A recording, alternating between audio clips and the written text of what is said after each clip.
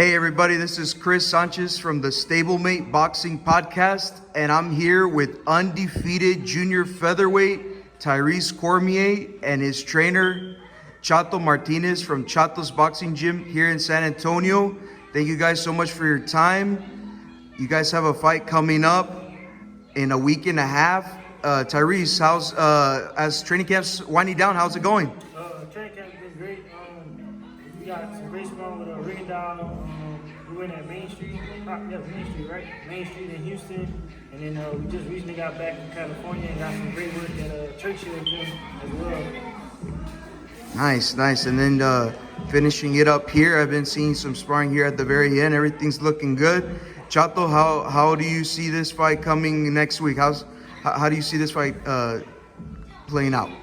I see a lot of improvement in Tyrese, especially even his sharpness. Last camp, it was one of the out of the ordinary camps, or not camps, but I mean the shows, the boxing show that he was a part of, with the big stage and walking into a stage, and then the screen in the back having a video of him. And so it was kind of like a Vegas style stage. So there was a lot of nerves there, and I saw a lot of the fighters get tired, and I think a lot of it had to do with the adrenaline that big stage setting brought upon them. But yeah, other than that, I see a big improvement, as far as how much he's settled, and well, he's already lived that. So now, if he faces it again, it's not going to be new to him. Yes, last fight, Tyrese, you faced another undefeated fighter who was 3-0,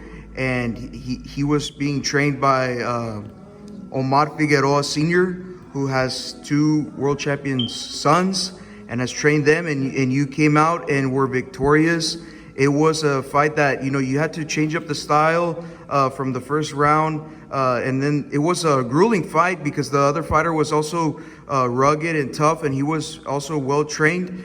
Talk to us a little bit about your last fight and, how you were able to come out victorious.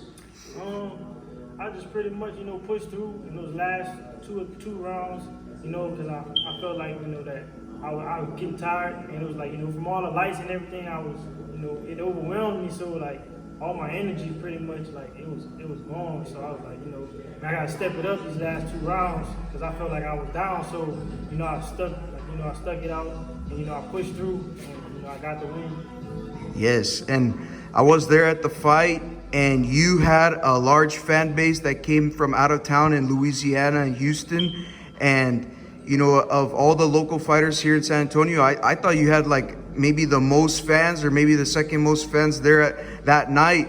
And now you're fighting closer to your hometown, and this fight is going to be in Texas still. But talk to us about what we can expect, and all the fans that are looking forward to your fight next Saturday. This next one is most definitely gonna be way better than the last one. Like I'm ready for it, and we've been training real hard, and all my family and my friends they gonna bring a big crowd again, and they gonna show love and everything like that. So. Yes, sir. And talk to us a little bit about your trip last week in California. I know you said you had also sparred rigging down Houston, but then also California. How was that business trip there, and training, and everything that you experienced there at the fights as well? It was a great experience. I got to see everything like different surrounding. And we went training at Santa Monica Beach. It was great. And then I went spar. That was what, Friday. Friday we went spar at Churchill with Jaden Walker. And we got some great solid rounds with him, and it was everything. Like the whole trip was good. Like it really motivated me a lot more. Like to step up my training, and the fights. Man, they had pretty good fights. Jojo Diaz, Hector Tanahata. They had some pretty good fights. And the main event, Ramirez. That was a good fight. I enjoyed myself. And Chato, you also were training that night, and talk to us a little bit about a fighter that you had, got all the way undefeated, and this time, you were working in the opposite quarter. If you want to just say a couple words about that experience on last Saturday. Yeah, I worked his opponent's corner, and it was all in the name of fun, really. I mean, they've got to a point where they felt like they could talk down on my gym and not even appreciate where they're at because of this gym. So because of that, I showed up, and in my opinion, Gregory Morales didn't put up a spectacular show, like he used to when I used to train him. Anyhow, with that being said, Rodrigo, he went up with our gym shirt, and repped this gym just as a reminder, and even the commentators spoke on it at the end, and it was all in the name of fun. We went and did our thing, and gave Goyo a hard time, and that's all there was to it. Yes, sir. And talking about, your stablemate boxers, you have experience training other 122-pound great fighters like Adam Lopez and Goyo. Talk to me about Tyrese and, his style compared to, other fighters that you have experience in the corner and training. Other styles are different. I've also worked with Ramon Cardenas, and all of them have a different style. Tyrese has got way different speed. He's on a different level.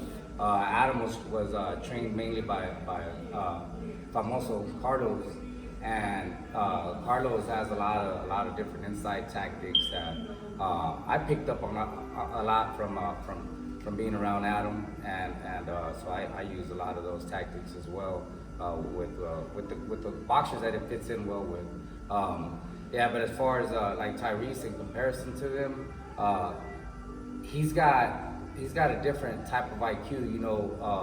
The guys that you said like Goyo, Cardenas, and Adam, they're all Mexican, and Hispanic, and they fight more like a Mexican. And so with that being said, Tyrese, he's got a little bit of a mix of both. He could be a dog, and then he adapts to having a box if he has to, and I mean he does it, with like real high quality speed and technique. I think he had more amateur fights than all of them too, and so that also may bring a difference. But as far as the speed goes, that's the main difference of Tyrese. And he's probably about Goyo's height. Adam's a little bit shorter. I believe Adam should have been fighting 118. Ramon is now going down to 118. They're all a little bit different, but everyone has their own special assets, Mm-hmm. All right, Tyrese. Well, we're really looking forward to that fight. And, I have a couple questions here that I want to ask you just so that people get to know you a little bit more. So can you just talk about, your upbringing and, how old were you when you started boxing? I was first introduced into boxing when I was 7, and then I started training when I was 8 years old. And then pretty much went from there after that.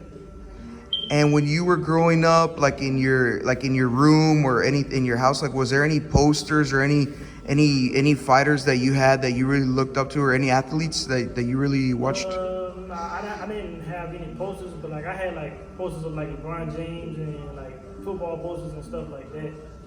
Okay. And like, did you ever play that video game, Fight Night? Like, was there any particular fighters you used to, play as or anything like that? Muhammad Ali, Sugar Ray Leonard, and I would always use Roy Jones. Roy Jones, all right. Well, I appreciate you both for your time, and we will check back in with you either before or after the fight, but I appreciate your time and talk to you again soon.